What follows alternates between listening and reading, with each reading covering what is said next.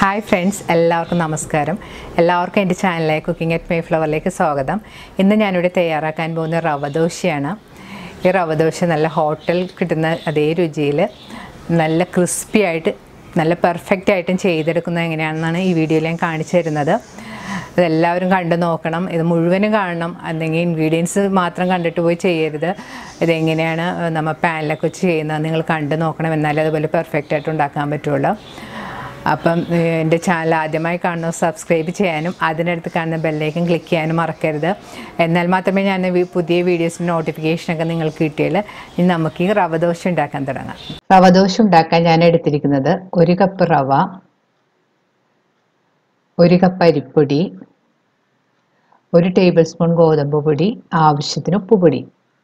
റവയും അരിപ്പൊടിയും ഞാൻ ഒരേ അളവിലാണ് എടുത്തിരിക്കുന്നത്.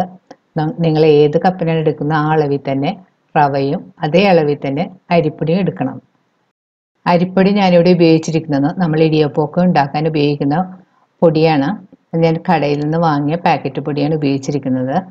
ആദ്യം നമുക്ക് എടുത്തു വെച്ചിരിക്കുന്ന പൊടികൾ ഈ ബൗളിലേക്ക് ഇട്ട് കൊടുക്കാം. 1 കപ്പ് റവ, 1 കപ്പ് അരിപ്പൊടി, 1 ടേബിൾ സ്പൂൺ ഗോതമ്പ് പൊടി. ഇതിലേക്ക് ആവശ്യത്തിന് ഉപ്പുപൊടി കൂടി ചേർത്തതിന് ശേഷം സ്പൂൺ കൊണ്ടൊന്ന് നന്നായിട്ട് മിക്സ് ചെയ്ത് യോജിപ്പിക്കണം. ഇനി ഇതിലേക്ക് വെള്ളം കുറേശ്ശെ ഒഴിച്ച് കട്ടയില്ലാതെ നന്നായിട്ട് കലക്കി വെക്കണം.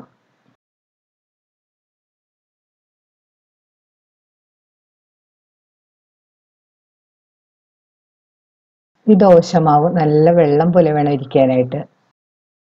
വെള്ളത്തിന് പ്രത്യേക അളവൊന്നുമില്ല, നമ്മളിങ്ങനെ കലക്കി എടുത്ത് കഴിയുമ്പോൾ നല്ല വെള്ളം പോലെ ഇങ്ങനെ ഇരിക്കണം. ഇപ്പോൾ ദോശമാവ് നന്നായിട്ട് കലക്കി എടുത്തിട്ടുണ്ട്. ഇനി റവയൊക്കെ ഒന്ന് കുതിർന്ന് കിട്ടാൻ വേണ്ടിയിട്ട് ഒരു 10-15 മിനിറ്റ് നമുക്ക് മൂടി മാറ്റി വെക്കാം. ഇപ്പോൾ മാവ് കലക്കി വെച്ചിട്ട് ഒരു 10-15 മിനിറ്റ് കഴിഞ്ഞ് ഇപ്പം റവയൊക്കെ ഒന്ന് നന്നായിട്ട് കുതിർന്നത് കാരണം കുറച്ച് കട്ടിയായിട്ട് വന്നിട്ടുണ്ട്. വീണ്ടും ആവശ്യത്തിന് വെള്ളം ഒഴിച്ച് വീണ്ടും നന്നായിട്ട് കലക്കിയെടുക്കണം.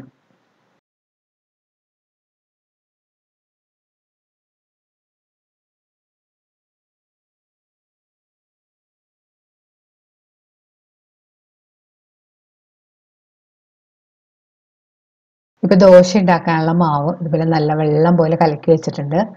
ഇതിലേക്ക് ഇനി നമുക്ക് കുറച്ച് ഇൻഗ്രീഡിയൻസും കൂടെ ചേർത്ത് കൊടുക്കണം. 1/2 ടീസ്പൂൺ ചെറിയ ജീരകം, കുരുമുളക് തരിതരിയായിട്ട് പൊടിച്ചത്, പച്ചമുളക് ചെറുതായിട്ട് അരിഞ്ഞത്, മല്ലിയിലയും കറിവേപ്പിലയും ചെറുതായിട്ട് അരിഞ്ഞതും കൂടി ചേർത്ത് കൊടുക്കണം. ഉപ്പെല്ലാം നോക്കിയിട്ട് പാകത്തിനുള്ള ഉപ്പെല്ലാം ചേർത്ത് കൊടുക്കണം. അതിനുശേഷം നന്നായിട്ട് മിക്സ് ചെയ്ത് യോജിപ്പിക്കാം.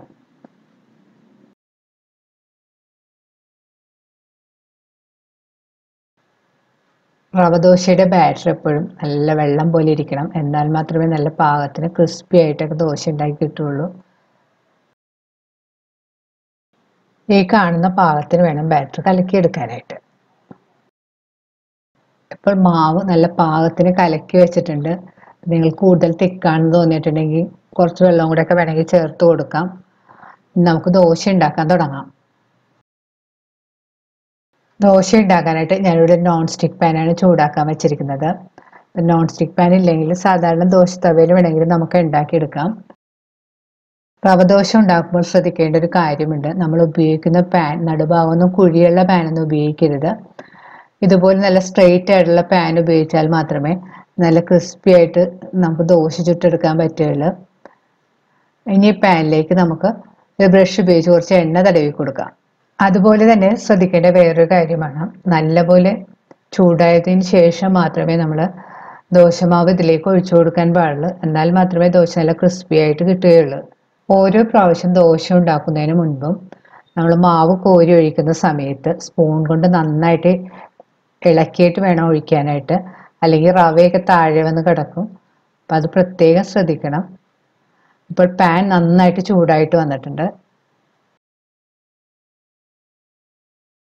ഇനി ഇതിലേക്ക് ഒരു വലിയ തവി മാവ് എടുത്തിട്ട് ഈ പാൻ്റെ അറ്റം മുതൽ ഇങ്ങനെ ഒഴിച്ചു കൊടുക്കാം. അതിനുശേഷം നടുവിലൊക്കെ ഫില്ല് ചെയ്ത് കൊടുക്കാം. കൂടുതൽ കട്ടിക്കൊന്നും ഒഴിക്കണ്ട. ശരിക്കും ഇങ്ങനെ ഹോള് പോലെ വന്ന കാണാം. ഇതാണ് കറക്റ്റ് പാകത്തിൽ, ഇങ്ങനെ വേണം വരാനായിട്ട്. ഇത് കറക്റ്റ് കൺസിസ്റ്റൻസിയിലാണ് നമ്മളിപ്പോൾ കലക്കി എടുത്തിരിക്കുന്നത്. നിങ്ങളുണ്ടാക്കുമ്പോൾ ഇങ്ങനെ വന്നില്ലെങ്കിൽ കുറച്ച് വെള്ളം കൂടെ ചേർത്ത് മാവ് ലൂസാക്കി എടുക്കണം. ഇത് സാധാരണ ദോശ പോലെയല്ല, കുറച്ച് സമയം എടുക്കും ഇതൊന്ന് മൊരിഞ്ഞൊക്കെ വരാനായിട്ട്, വെള്ളം കൂടുതലുള്ളത് കാരണം. ഇനി ഇതിൻ്റെ മുകളിലേക്ക് കുറച്ച് എണ്ണ നമുക്ക് ഒഴിച്ചു കൊടുക്കാം. ഈ ദോശ എപ്പോഴും ഹൈ മീഡിയം ഫ്ലെയിമിൽ വെച്ച് വേണം കുക്ക് ചെയ്യാനായിട്ട്, എന്നാൽ മാത്രമേ നല്ല ക്രിസ്പി ആയിട്ട് കിട്ടുകയുള്ളൂ. റവ ദോശ നമുക്ക് തിരിച്ചിടേണ്ട ആവശ്യമൊന്നുമില്ല. ഇപ്പം ഇതിൻ്റെ നടുഭാഗമൊക്കെ ഇങ്ങനെ ബ്രൗൺ കളറായി തുടങ്ങിയിട്ടുണ്ട്. ദോശ ഏകദേശം മൊരിഞ്ഞ് തുടങ്ങിയിട്ടുണ്ട്. ഈ സമയത്ത് ഇതിൻ്റെ സൈഡൊക്കെ ഇങ്ങനെ വിട്ട് വന്നത് കാണാം. നന്നായിട്ട് മൊരിഞ്ഞിട്ടുണ്ട്. ഇപ്പം ദോശ പാകമായി കഴിഞ്ഞ് ഈ ദോശ നമുക്ക് ഇതുപോലെ മടക്കിയിട്ട് ഒരു ചട്ടകം ഉപയോഗിച്ച് പ്ലേറ്റിലേക്ക് കോരി മാറ്റാം.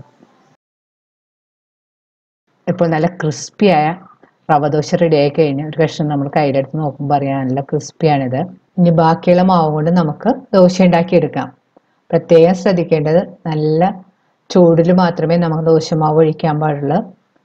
കുറച്ച് സമയമെടുത്ത് വേണം ഈ ദോശ കുക്ക് ചെയ്യാനായിട്ട്.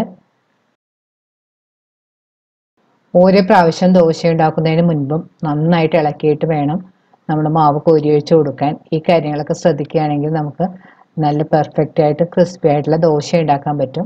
പ്രത്യേകം ശ്രദ്ധിക്കേണ്ടത് എപ്പോഴും ചൂടോടെ കഴിക്കുന്നതാണ് നല്ലത്. ചൂട് പോയി കഴിയുമ്പോഴത്തേക്ക് അതിൻ്റെ ആ കരികരിപ്പും നഷ്ടപ്പെടും. അപ്പം എപ്പോഴും ചൂടോടെ നമ്മൾ കഴിക്കാൻ ശ്രദ്ധിക്കുക. ഇപ്പോൾ നമ്മുടെ റവ ദോശ എല്ലാം റെഡി ആയി കഴിഞ്ഞ് ഇത് നമുക്ക് ചൂടോടുകൂടെ സാമ്പാർ, ചട്നി, എന്തെങ്കിലും കറി ഇവയോടുകൂടെയൊക്കെ കഴിക്കാവുന്നതാണ്. ഇത് ബ്രേക്ക്ഫാസ്റ്റിനോ ഡിന്നറിനൊക്കെ നമുക്ക് കഴിക്കാം. നിങ്ങളും ഈ ദോശ ട്രൈ ചെയ്ത് നോക്കുക. ഈ വീഡിയോ ഇഷ്ടപ്പെടുകയാണെങ്കിൽ ലൈക്കും ഷെയറും കമൻറ്റും, സബ്സ്ക്രൈബ് ചെയ്യാത്തവരാണെങ്കിൽ സബ്സ്ക്രൈബ് ചെയ്യാനും മറക്കരുത്. ഇനിയും ഇതുപോലുള്ള നല്ല റെസിപ്പിയുമായി നമുക്ക് കാണാം. Thank you.